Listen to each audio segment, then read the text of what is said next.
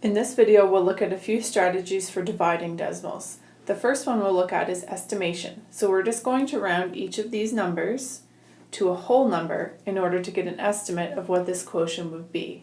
So 44 and 79 hundredths rounds to 45, and 9 and 26 hundredths rounds to 9.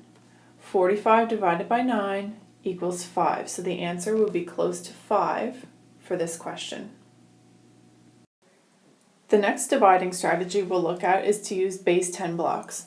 So we want to find the quotient of 1 and 2 tenths divided by 4 tenths. So here I've represented 1 and 2 tenths using base 10 blocks. The flat is 1 and the rods are tenths, and the cubes would be hundredths. We want to split this up into groups of 4 tenths.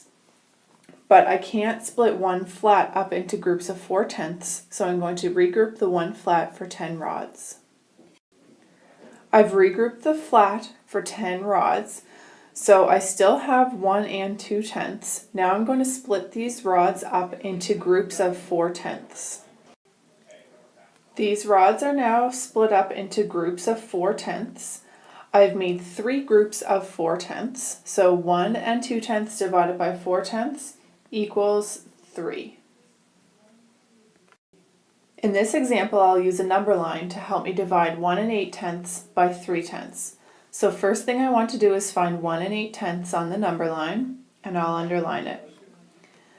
I'm going to jump by 3 tenths each time, starting at 0, until I get to 1 and 8 tenths to find the quotient. So I'll start at 0, jump by 3 tenths, again, and I'll keep jumping by 3 tenths until I land on 1 and 8 tenths. I have done 1, 2, 3, 4, 5, 6 jumps. So 1 and 8 tenths divided by 3 tenths equals 6.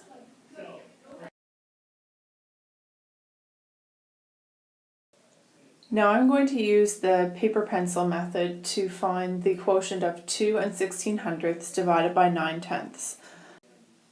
First I will estimate by rounding each of these numbers to a whole number. So 2 and 16 hundredths rounds to 2, and 9 tenths rounds to 1.